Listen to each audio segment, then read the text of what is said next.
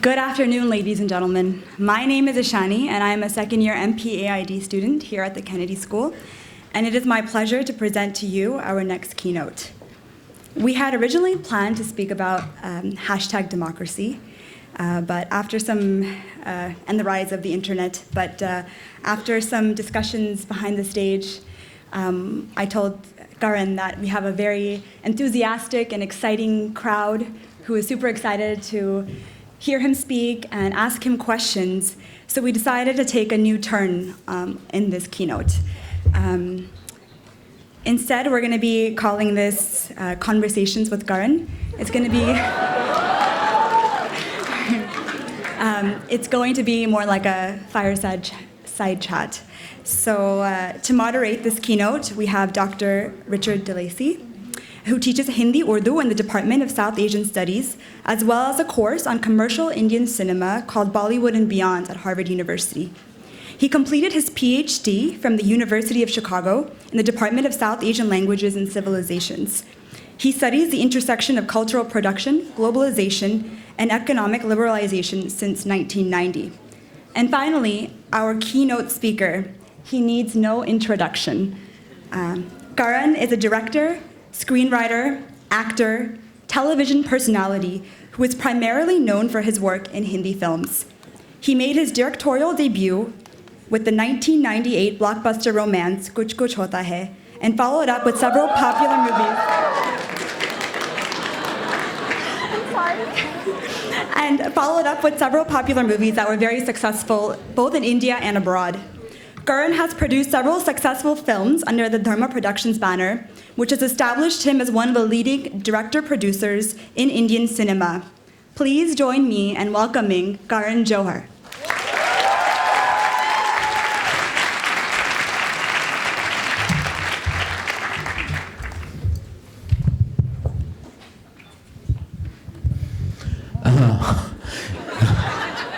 All right, so this was going to be a keynote address, but it's no longer going to be a keynote address. Because when I was backstage and hanging out with all the guys and everyone, all the co-chairs, and there seems to be a whole academy of those, and I just realized that it's going to be such a widely enthusiastic audience, and I don't want to lie to you, I came prepared. I came prepared with 5 very boring pages. And I was on my train from New York to Boston, I actually did all this work. Then I came to the hotel, made a printout, and I said, I'm going to sound really intellectual and clever today and really make them believe that I am actually a serious filmmaker who knows what I'm talking about. Clearly because that is not my reputation as a filmmaker. So because people think I'm a talk show host. I actually do make movies. Because I've danced on some reality shows as well, they think that I'm this person who does everything else but makes movies. So today was my big point to prove that I actually am a serious thinking filmmaker who has a political perspective, an intelligent perspective. But clearly when I got here, I went back, I'm Gemini, so there are 2 of me. One of me was trying to sound clever, and one of me decided that, hey, we should just have some fun. And basically talk about like what I do back home, make movies. Ishani, of course, broke the ice by saying that I grew up watching your movies. She thought she was being complimentary. Clearly, she wasn't. Because I get that a lot. There are lots of people who say, hey, I grew up watching your movies. And I'm like, okay, what do I say? I have to say I'm a little Ivy League struck. So every time I get invited by anyone from an Ivy League institution, I get very excited. And I feel like, oh my God, I've really arrived in life. Because when I hear people went to Wharton or Harvard or Yale, I'm like, great, that's Yale, that's amazing. And anyone internationally I meet, and I say I make Hindi movies, and they're like, oh, Bollywood. And suddenly that's like squashed everything. Like, I've tried very hard to tell them that we make really good movies. We're not Bollywood. We're not a poor spin-off of Hollywood. We actually stand tall as one of the leading filmmaking nations of the world. We actually are the only actual film industry that has never needed any kind of Hollywood money from the outside. We've been self-sufficient. We have a great domestic film economy, and we stand tall. And we're the only one where studios had to come begging to us. We didn't go to them. They came to India. All of them, be it Fox, Disney, Warner, they all came to India. And finally, I remember when I met the team at Fox, I'm like, look, it doesn't work. You have to change the way you operate, because they were sending us big legal dockets, to give to Shah Rukh Khan or Amitabh Bachchan, and I'm like, dude, where I come from, I send a note, dear Amit uncle, thank you for doing my movie, I love you lots, Karan. That's my contract with Amitabh Bachchan. That's my contract with Shah Rukh Khan. So we're a proud filmmaking nation, and I'm really excited to have met Richard, a fascinating man. He spoke in fluent Hindi and Urdu as soon as I walked in, and that was just amazing. And he knows everything much more than I perhaps do about my language and culture. And so I was like, I think we should talk about the movies, and I think we should talk about what we do back home, the movies we do, which I believe that the best job in the world is what I do, because where else can you sing, dance, laugh and cry and still be at work? It's only when you make movies, and especially Indian movies. Yes, some of them are exaggerated, some of them are over the top, some of them silly, some of them sometimes, and many of those I've made myself. Some of them melodramatic. But at the end of the day, when a lady just yesterday on flight, actually, when I was getting here, told me that every time Shah Rukh and Jayaji meet in that mall in Kabhi Khushi Kabhie Gham, she feels so connected to her roots. And I'm like, it was actually one of the moments that I will always take back with me, because just the way we are as Asians, if you haven't met your mother in 10 years, you are going to have a meltdown, even if it's in a mall in London. So thank you for having me, and I believe there's some people who we couldn't accommodate in the room. They're watching this live in other rooms, and I apologize, and I hope that we're going to be engaging enough wherever you are. So thank you again for having me, and I'm going to actually give the podium to Richard now, who will be grilling me about stuff, and then I'm happy to answer any of your questions. You can ask me anything, almost anything. Yeah, you can see that. Hello. Oh, this does work. Oh, good. Thank you for your kind words, Karan. And I don't really have that much to say. I'd prepared some questions to ask you based on #democracy, some semi-serious questions. I'm staying away from that topic. Okay.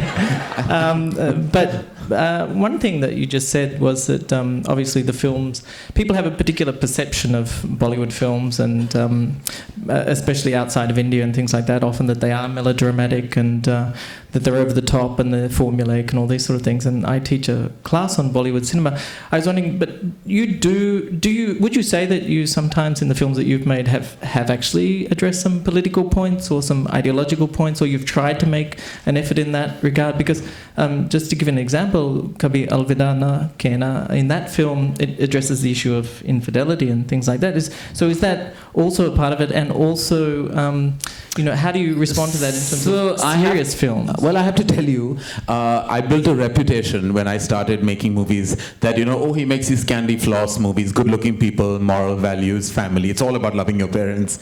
All very good, all above board. And then I suddenly decided to be brave and direct Kabhi Alvida Naa Kehna. And I remember very, very clearly, I was watching it on a preview. It was a paid preview Thursday night before its theatrical release. And there was a traditional couple sitting and watching it. And I was sitting right behind them very quietly just to suss the audience perspective. And there was a moment where Shah Rukh checks into the hotel with Rani, where they're succumbing to the extramarital affair. And suddenly the wife with this traditional man, she turned shocked towards him. And she said, "Kya ho raha hai?" What is happening? So he's like, don't worry, dream sequence hai. Because the whole thing was that they couldn't believe that they're going to go through with it. They're going to actually have sex in a hotel room. And it was like, and also how could Karan make this movie? And of course, when they realized it was not a dream sequence, 5 minutes later, they both got up and walked out. And I was like, that was for me like a big shock, because I thought I was pushing the envelope, but clearly it didn't go down very well. And I walked out, and there was a lady who came and nearly slapped me because she had brought her daughter, who had just broken up with her husband because her husband was cheating on her, and she said, "Aao, main tumhe Karan Johar ki picture dikhati hu." and come, there will be lots of color and songs and music and happiness and full of love and feeling. And she came and she dragged her to see Kabhi Alvida Naa Kehna, and her daughter was having a meltdown as we spoke. So I realized that, that it was a step that I did want to take as a filmmaker, but it had to be baby steps, because somehow I'm always slotted, you know, and I like when I made My Name is Khan, I had to tell people, like, I did try to do something, make a statement, make a film that was actually trying to say something politically, but everyone just says, oh, we miss your type of movies. I'm like, what does that mean? On that note, I do have to ask you another question, which is, with My Name is Khan, when Shah Rukh Khan got stopped at immigration, was that a stunt? Where? When he was coming to... In America? No, not at all. I mean, you know, there wasn't a publicity stunt? Not at all. It had nothing to do with it. There's so many conspiracy theories about everything, you know. He really must have gone through some kind of... There must have been a flag on his name, and he got pulled up. And because I have to take my flight back, so I won't say anything. It was great. It's great. Just get me home. So who's the most fun to hang out with in Bombay? For you? Apart from me? Who's fun? No one's fun in the movies. It's all projection. Really? Who's really fun? So how do you deal with things like that? How do you deal with celebrity? How do you deal with the media and the media intrusion and things of that nature? Look, I love it. Oh, you do? I mean, I love it. I mean, why should I apologize for being in the public eye? This is what I wanted to do. I wanted to walk the red carpet. I wanted to pose for the shutterbugs. I wanted to make movies, and I wanted to be famous. So but why should I apologize? Is it more intense now? It is. The paparazzi is literally coming out at you from every corner. I mean, they're literally jumping on you. They're doing everything else. But it's great. I mean, it's a show business. We should be proud of what we do. And I think it's wonderful to get that acknowledgement from people. And it's wonderful to give back that love that you get. And I think anybody who much ado about, like, you know, I used to read articles when I was growing up that, oh, I can't have pani puri anymore.